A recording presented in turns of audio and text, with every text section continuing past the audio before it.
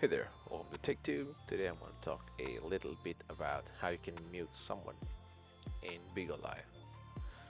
So if you're viewing someone's live, then it's really easy. You just cut off their uh, sound, just like that. You can mute it right there, right?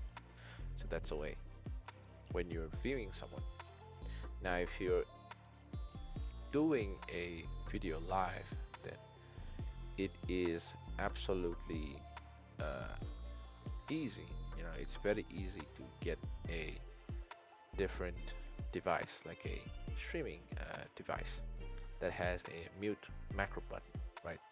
So it kind of looks like this when you mute, right? So I had my microphone off and you could listen to me, or you can hear me speaking. So that's the way, that's another way. So another way,